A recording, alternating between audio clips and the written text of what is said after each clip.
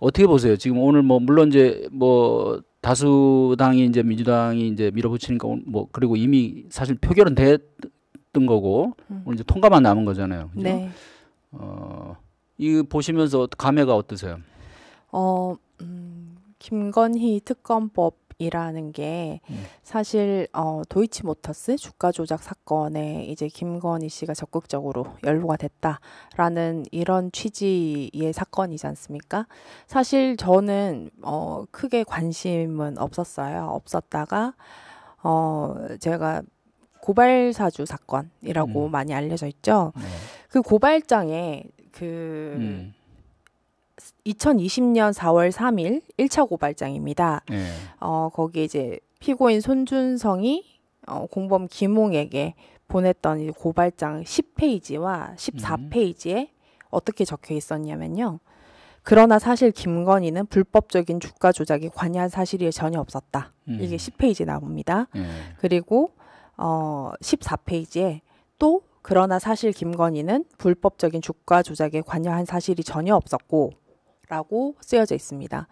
왜 이게 대검찰청에서 그 당시 이제 미래통합당에 보냈던 고발장에 왜 김건희는 절대 주가 조작을 하지 않았다라고 작성이 돼서 손준성 검사가 김웅에게 보냈을까 하는 내용에서 굉장히 의문이 들어서 저도 이제 관심이 갔던 것이고요. 결과적으로는 김건희 특검법이라는 것은 당시 이제 서울중앙지검장 그리고 이제 검찰총장을 역임하면서 그 당시에 부인이었던 김건희 씨에 대한 적극적인 수사가 있지도 않았고 당연하게 이제 그 정권을 차지하면서 이 정권 하에 어떤 중립적인 검사의 수사가 제대로 이루어지지 않았고 그게 불충분하다는 여론이 있기 때문에 그것이 중지가 모아져서 특검이 이제 오늘까지 이렇게 왔다고 생각을 합니다. 그래서 저는 개인적으로 아니 손준성 검사가 이제 피고인이죠. 탄핵이 됐으니까 지금은 아마 업무를 정지를 했습니다. 그래서 피고인 손준성께서 돈이 물리지 않는 한 도대체 왜 저렇게 고발장에 김건희 절대 주가 조작하지 않았다 이렇게 두 번이나 써서 당에다가 접수를 하라고 전달을 했을까 굉장히 이제 기괴한 일이거든요. 그러니까 저도 며칠 전에 우리 그 한동수 감찰부장님 나오셔서 제가 처음 감찰할 때 막 기괴하다 막 이런 표현을 썼다고 이제 그 방송에서도 말씀을 해주셨는데 굉장히 특이하고 이상한 사건이었어요. 그래서 그 아마 고발사주 사건과 윤석열 씨가 당시에 검찰총장으로서 적극적으로 이제 그 총선을 개입하면서까지 무언가 막지 않으면 안 된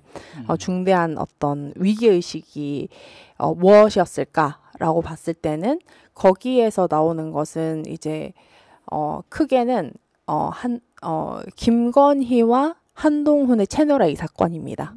이른바 검언유착 사건인데 이제 그 검언유착 사건 수사를 방해를 하다가 이제 징계를 당했고 그렇기 때문에 김건희의 주가 조작 사건과 채널A 이제 그 검언유착 사건이 무결해야지만이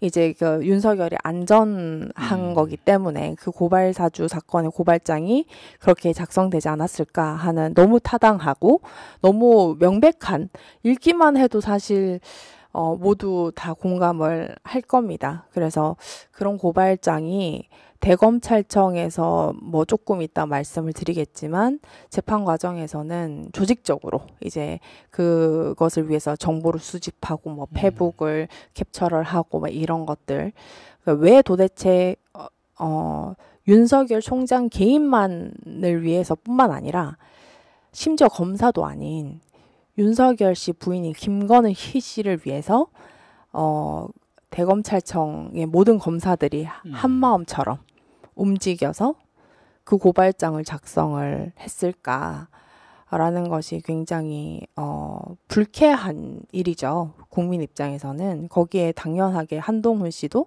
채널A 사건은 전혀 없었던 일이다라고 이제 그렇게 있기 때문에 이제는 뭐 검사직도 하지 않고 여의도로 오셨기 때문에 그 질문에는 언젠가는 직접 지금까지 회피하셨다고 생각하는데 그 고발장에 본인 이름이 왜 적혀 있는지 그리고 김웅 뭐 의원이 저에게 전화하면서 네. 그 한동훈 사건을 왜 그렇게 길게 설명했어야 됐는지 본인은 아마 답변을 해야 될 그 시기가 오지 않을까 그런 생각을 합니다. 예, 참 지금 설명을 들어보면 저 돌이켜 볼수록 참 어이없는 사건이고 진짜 온 국민이 분노할 사건이죠. 그러니까 네. 그 국민의 세금으로 운영되는 그런 검찰 조직이 특정 개인 뭐 자기들 조직의 수장 아까 말씀하신 대로 뭐 총장까지는 뭐 그럴 수도 있다고 쳐요. 그것도 그렇죠. 안 되지만 네. 근데 그 부인 그다음에 총장의 채측근들을 그 사람들의 비호하기 범죄 위해서. 혐의를 물론 이제 뭐 의혹입니다만 그 단계까지는 아직 그 당시까지는 근데 그걸 이제 그렇게 적극적으로 옹호하는 그리고 어떠한 그 수사도 안 된 상태고 그런 데서 아주 단언하는 전혀 사실이 아니다. 네. 어떻게 그게 그런- 대검찰청에서 네. 이제 전달이 되었죠. 그러니까요. 그러니까 어떻게 보면 이 고발사주 사건이 특검의 당위성을 담보를 한다고 생각을 합니다. 왜냐하면 특별검사 제도라는 것 자체가 이제 중립적인 그리고 객관적인 수사를 전혀 기대할 수 없을 때 그 특별검사를 이제 임명을 해서 수사를 하도록 하지 않습니까?